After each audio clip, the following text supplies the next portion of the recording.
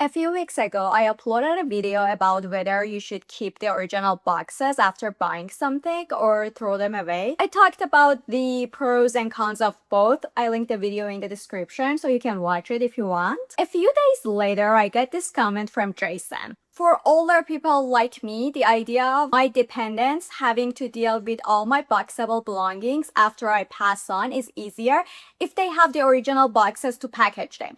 I had to clean up my mother's house after she passed, and it was a long and arduous process. Obtaining boxes, fitting items in for different purposes, goodwill, pass on to heirs, sales, etc. So, an idea for us older folks is to keep the boxes. When I read Jason's comment, I felt a lot of different things. At first, I almost questioned myself. I thought, okay, I never even look at it this way. But after thinking about it, I realized it wasn't really about the boxes, it was about perspective. Jason and I were looking at the exact same question from completely different stages of life. And that's what really stayed with me. It also made me realize there is a content gap that I've never really thought about it before. A lot of home decor content online, including my own, is created with one person in mind.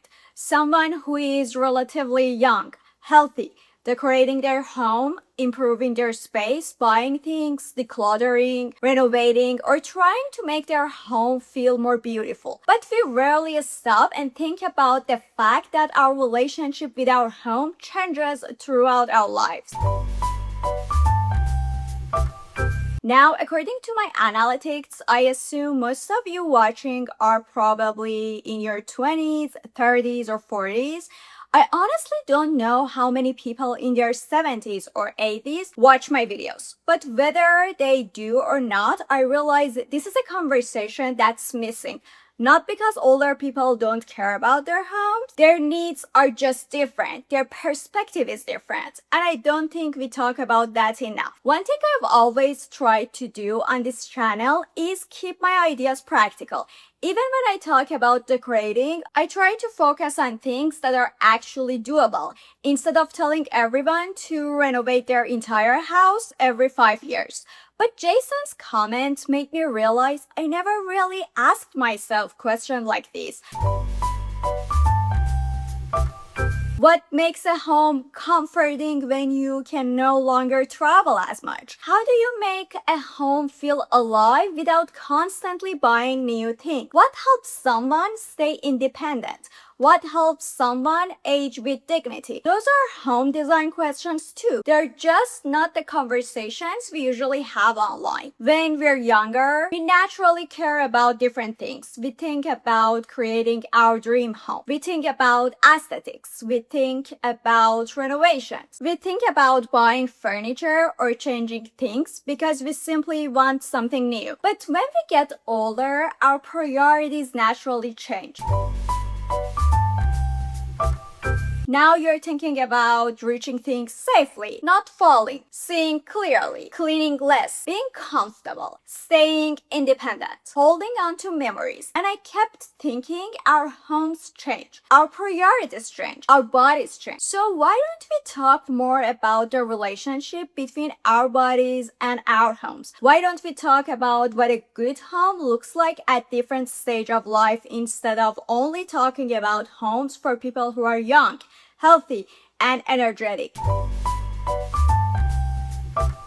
Another thing I realized is that beauty doesn't stop mattering. I don't think someone turns 80 and suddenly stop caring about living in a beautiful home. They may not want a complete renovation. They may not want to buy a new sofa every few years or constantly redecorating. But beauty still matters. Natural light still matters. Fresh flowers still matters. A comfortable chair, artwork that means something, family photos, they are still matter. And then I thought about how accessibility and beauty shouldn't be opposites. I think they should work together. Jason's comment also made me think about something I'd honestly never considered before. One day our homes may become someone else's responsibility.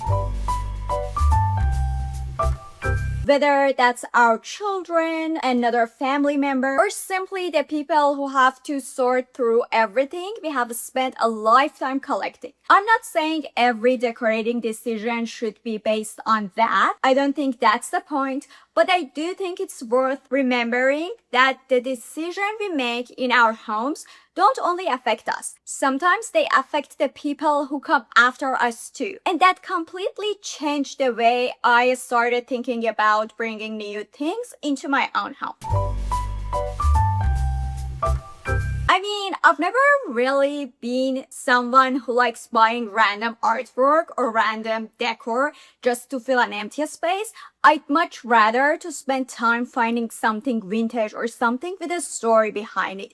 And after reading Jason's comment, I realized why when you bring something into your home, you're not just buying an object. You're choosing something that's going to become part of your everyday life. You're going to see it every day. You're going to live with it. And over time, it's no longer just a vase, a painting, or just a chair.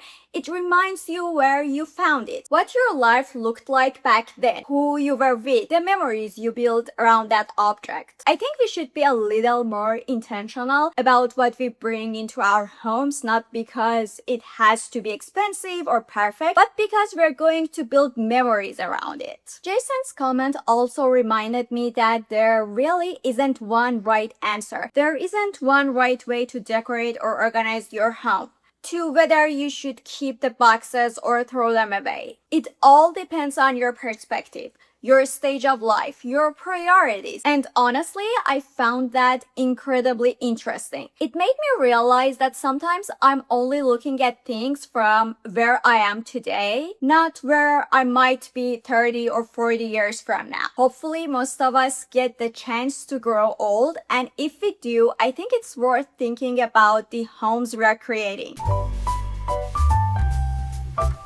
We spent so much of our lives there. Some of our happiest moments happen there. Some of our hardest moments happen there. It's where we are vulnerable. We recover, we celebrate. It's where we build our memories. So when we are thinking about making our homes more beautiful, more cozy, or more comfortable, maybe we should also think about creating homes that can grow with us.